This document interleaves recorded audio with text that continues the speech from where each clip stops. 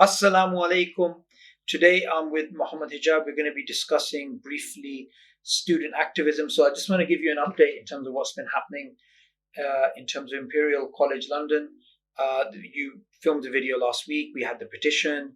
All this stuff was going on. So now what's happened is the student union has accepted the petition that was put forward by the Imperial students, not the one that we did on change.org. And they've accepted that this deal is unethical, and they've asked the university for certain paperwork and also to stop this deal.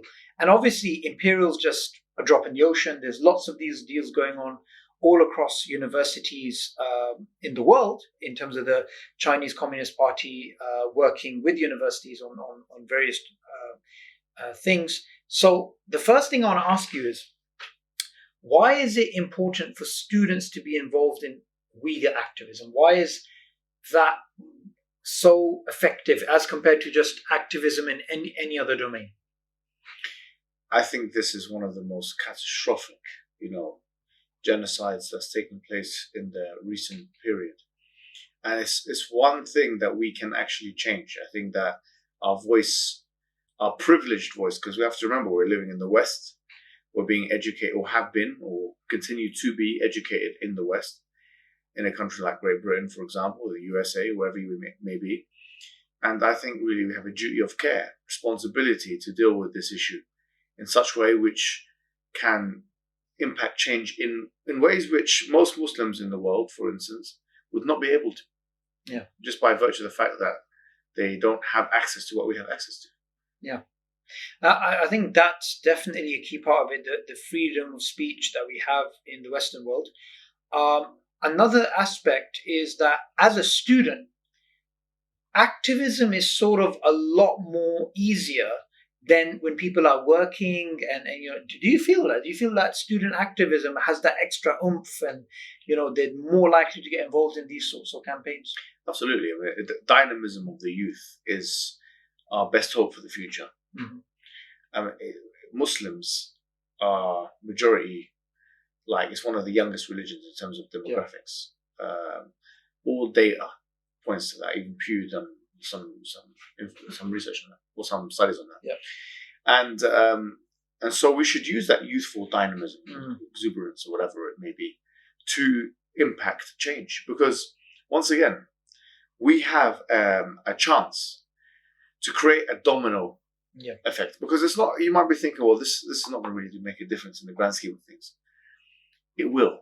Sure. Because all it happens is you just require one move by one major organization or university in the United Kingdom to create a domino effect. Other people are going to be looking around thinking, okay, why did this university do this?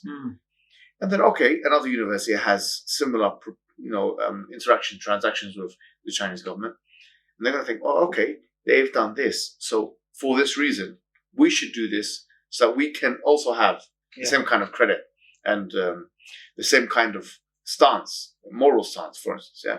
And then if that creates domino effects in the United Kingdom, and then it creates domino effects in the United States, it will quickly reach, in forest fire type way, right? Parliaments, and senates and houses of representatives and beyond. Yeah, absolutely. And just on that point, you reminded me. I had on my channel just a few days ago a brother called Zaid Amjad. So he's a medical student who is, I believe, in his 5th year. He started a petition on government.org. The petition was retweeted all over the internet. In fact, it got. If you get 10,000 signatures, that's like a milestone. He got 146,000 signatures. So it was actually discussed in Parliament, to the point that obviously Muslims were sharing it, conservative Muslims were sharing it. When I checked online, even Richard Dawkins retweeted it. And it made a huge impact. And in fact, the government responded to that petition. So, students, they have these ideas, they have this energy, they have this passion. And, it does have that impact. So the last thing I want to sort of highlight is, obviously you've been giving your time to the Uyghur cause, and you've yourself seen, you've been to the camps in terms of the Rohingya refugees, and you're very familiar with the suffering of other Muslims in other parts of the world. But why is this Uyghur issue so understated and it's so much greater in magnitude than others, but it's so understated. What do you think the cause behind that is? Economic.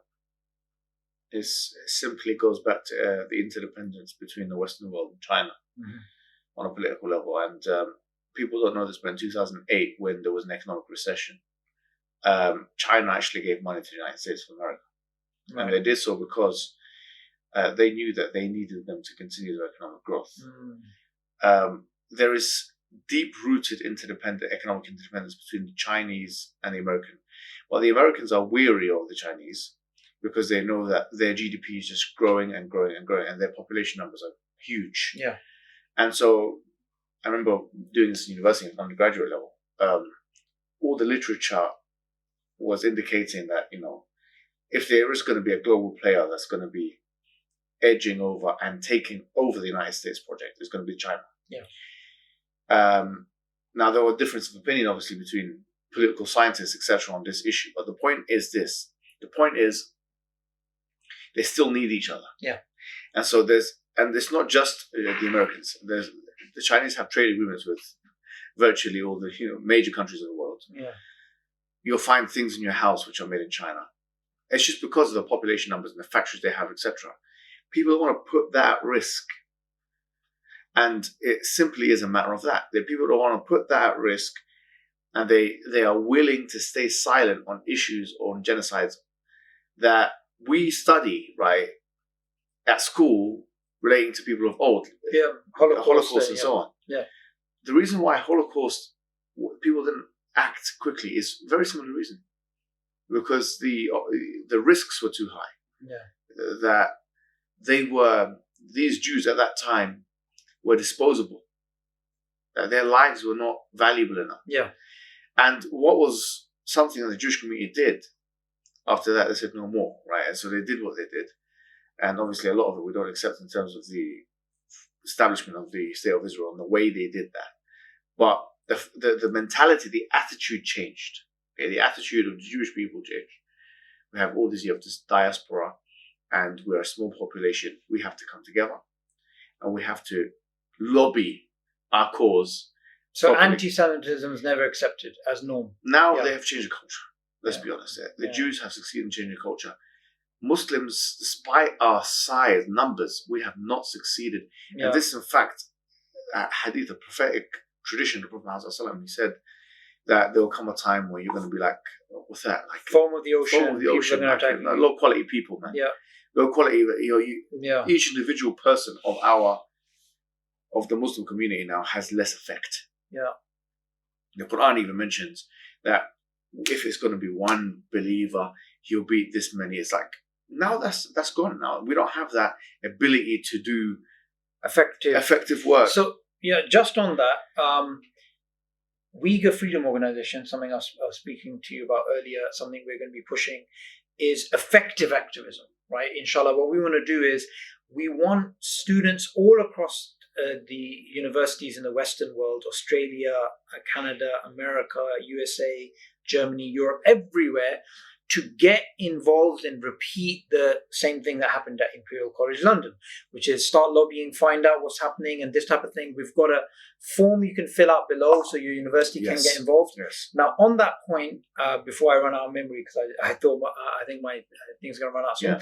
Why do you think it's so important as a student, for students that are within our networks who know about the dawah, who know about these things, to get involved in these types of projects? Like I said, if you don't want to fall into the hadith of the Prophet, we're talking about the foam of the ocean, low quality, weak individual that doesn't have a say or fingerprint on the history, how history unfolds. So you can tell your child when they ask you, when they come back from a history class, why didn't you do anything about this when you could have? Yes, you have something to say to them. Yeah. You can look them in the face and say, we could have done this, but we didn't do it because we were distracted by all of these things. We have a duty. Yeah. Really. And the Prophet ﷺ, he said, Al-Muslim kal-jasad al-wahid. That a Muslim to a Muslim is like one body. Or in another way, kal-bunyan, like a building.